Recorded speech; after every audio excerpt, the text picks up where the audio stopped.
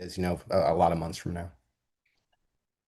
Yeah, first off, rehab's going great so far, just hitting all the checkpoints that the doctor wants you to do and getting the strength and the range of mobility back. So that's been going great. Been doing all of it here in Kansas City so far, and Julie has been crushing it, pushing me, and the doctor kind of gives you like goals to get to, and I just try to maximize those, and they hold me back because I always want to go a little bit further. So it's been going great. I mean, obviously, I think the long term.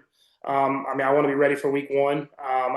Doctor said that I could be, but I can't predict what's going to happen throughout the process. But that's my goal, and so I'll try to prepare myself to be ready to play in that week one and have no restrictions. You want to be out there healthy and giving us the best chance to win. And so, obviously, hopefully, be able to do some stuff in OTAs and then get to training camp and hopefully be able to do a lot there. So I'm excited for the process. It's a long process, but I'm excited for it. Let's go next to Sam McDowell. Hey, Patrick. Just wondering, just you mentioned OTAs and training camp. You guys have layer onto your playbook every year. I don't know whether you'll have new voices in the room with coaches or whatnot, but regardless, I know you guys will at least change up some things offensively. How will you keep up to speed on that? And obviously, you did this as a rookie. I just wonder if you might lean on that experience at all. Yeah, I think more than anything, it's just being in there, being in the room, being on the field as much as they'll let me, and then when I'm not able to take the reps, kind of getting those mental reps behind the play and seeing everything develop. The coaches will put me in the right position in order to do that, but I take it slow, but at the same time, I'll push to be out there as much as I can be. And so we have a great plan in place as far as kind of where we want to get to. But we have to let it all play out and kind of take it a day at a time, which it's been hard for me, but at the same time, it makes me get the best out of every single day. We just haven't been able to talk to you since the injury for obvious reasons, but just wondering, what was that moment like for you on the field? Um, yeah, I mean, obviously, I knew something had happened, but once I was able to walk a little bit, I thought I might have a chance to kind of get back into the game. You kind of go into the tent, they do the test, and they want to take you back to the locker room. And so you don't know for sure and everything like that. But when I was able to move, I asked one of the doctors if I could get a brace and just finish the game, but they wouldn't let me. And so they obviously it kind of sunk in once the game ended, and then I was able to get the results from the MRI and stuff like that, which it's hard, but at the same time, you got to kind of flip the script fast, knowing that it's going to be a quick turnaround to get to this season. And so now it's just been motivating, trying to push myself to, like I said, as much as they'll let me push myself to be ready for next year. We'll go next to Herbie Teope. Go ahead, Herbie. Hey, Patrick, Happy New Year. Sid, I'll have two quick questions here, real quick. Patrick, you mentioned you're sort of eyeing OTAs, but like every year in April during the off-season workout program, you've attempted to bring the guys down there to Texas with you. How is this process going to affect what you normally do with your receivers?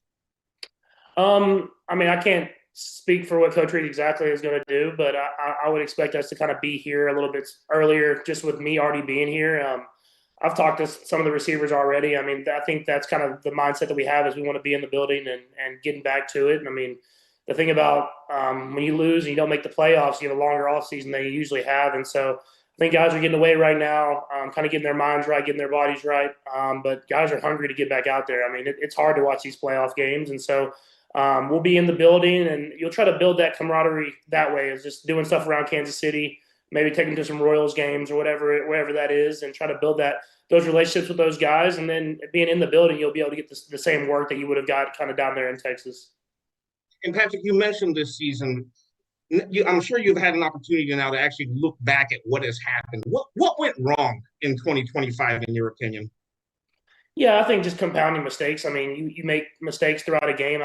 For myself, I look at some of the red zone interceptions I threw and kind of bigger moments in the third and fourth quarter of games. I mean, that's stuff that I hadn't done in the past. And so, speaking for myself, just trying to be better in those moments. And then I think offensively, we weren't consistent enough throughout games. We had stretches in games where we played good. We had stretches in the season where we played really good, but we got to be better. And that starts with me, and then it kind of has to feed throughout the entire offense. And so I think, like I said, guys are motivated.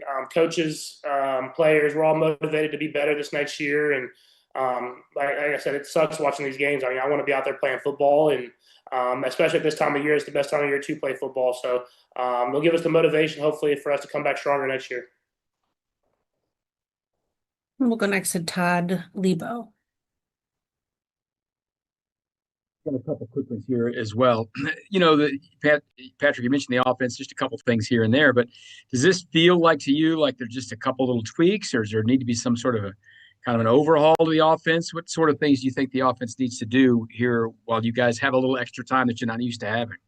Yeah, I mean, you just got to dive deep into that scheme evaluation and see what teams are seeing against us. I think the one part about having so much success is teams watch a lot of film on you, and so they try to have good game plans on how to combat what you do and what you've done well. And you saw that this year, where teams were very conscious of some of the plays that we've hit for a long time, and so we have to find ways to counteract that and kind of go at teams and be able to utilize that and make more explosive plays. I think if we can get back to some of that stuff, as well as being consistent on a down to down basis, that'll be stuff that we got to continue to get better at. And I think there's minor tweaks, but at the same time, you got to look at the entire picture and see if we can be better at every single area. So we'll see where we get to after watching the film, but I'm willing to do whatever it takes in order to go out there and have success. And it looks like you may lose your coordinator. Matt Nagy's taken some head coaching interviews and is not under contract next year. I mean, what did he mean to you these last few years and early on when you had him as well? If he's not going to be around, what will that be like? Yeah, I mean, I love Coach Nagy, and he's done a lot of great things in my career to help me become the quarterback that I am. And I know that he's looking to take that step and get back to the head coaching spot, and I hope he gets another opportunity to do that. But he's a great man, a great person. It's been cool to see like the changes of him as a coach, as him going to be a head coach and coming back. But he gave me a lot of ideas to be better as a person, as a quarterback. And so I'm hoping the best for him as he goes through this head coaching process and he gets another opportunity to go out there and lead an organization. We'll go next to Vahe. Hey, Patrick, thanks for making time. Just a clarification first. Is your surgery more accurately called a repair or a reconstruction? Are you able to articulate that? Then I'll just have a follow-up. Honestly, like both of them, I feel like mean the same thing. But I think what I got from my doctor that kind of cleared it up for me is obviously I had the ACL and the LCL, but everything else was clean. And so, like as bad as it was as clean as it could be. There's a lot of I found out there's a lot of little things that could happen around that knee that I had never even known. So I was lucky enough, God blessed me enough to not do some of those little things that could prolong the injury. So now it's just about rehabbing and getting the LCL and the ACL right, giving it time to rest. But at the same time, building up that strength so that whenever I am ready to go, I'm ready to go. And just with that, you've talked so much already about how much you're pushing yourself. Is there any kind of balance or challenge to thinking about your urgency to get back versus, really thinking long term for your future years from now?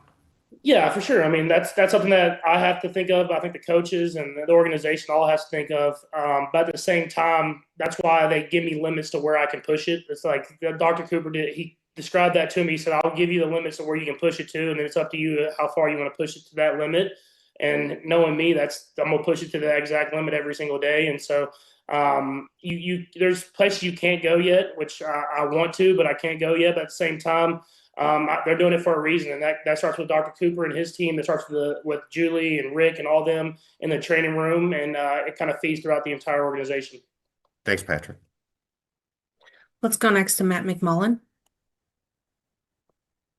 Hey, Patrick. You mentioned Julie. You've obviously worked with her a lot over the years. How important is that relationship when you're going through something like this? Yeah, I think it's extremely important because what I've found out throughout this process is not every day is going to feel amazing. Like there's some days you're going to be sore, there's some days you're going to feel stiff, but you have to have someone that you trust that's going to get the best out of you, that's going to keep you safe, and someone that's going to push you. I think that's what's more than anything. It's some days I want to go in there and crush rehab. Some days I just want to get through it. She doesn't let you have the get through it days. She pushes you to be the best every single day, and it's been a different process kind of jumping right into working out like this. Like I always worked out, kind of built up throughout the off season, but it's been fun to at least be with people that care about me and that want to push me to be the best that I can be. And so I'm in that training room every single day, and I'm trying to make sure that I'm ready to go as quickly as possible. Let's go next to Matt Derrick. Patrick, appreciate your time. And two questions for you. One, you mentioned, working with Julie and being here in Kansas City.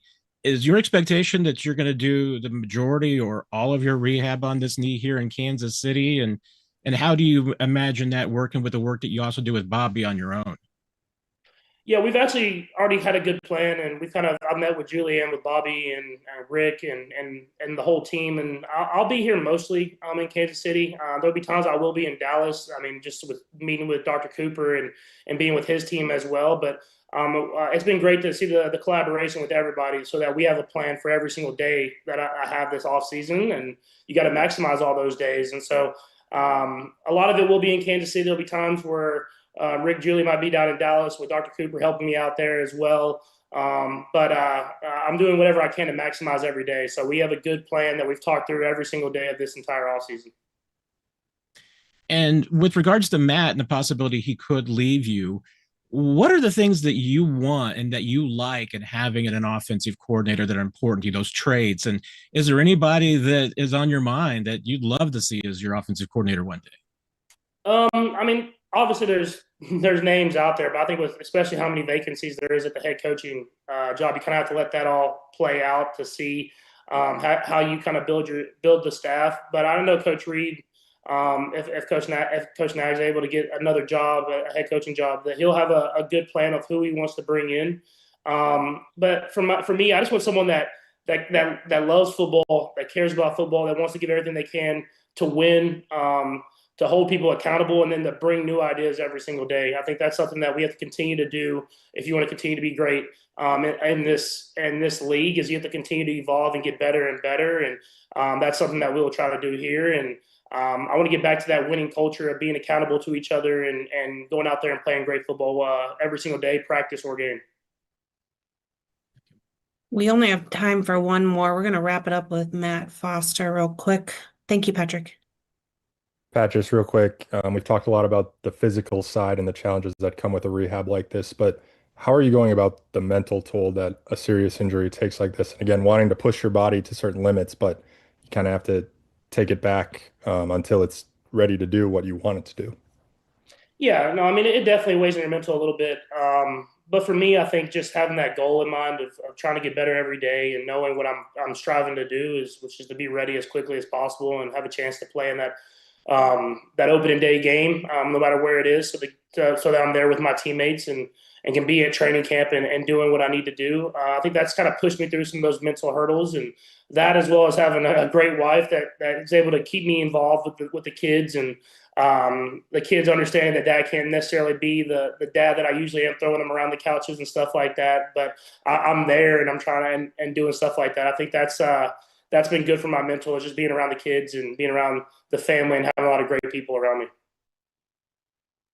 Thank you, Patrick. That's all we have for you. Thank y'all. Appreciate you.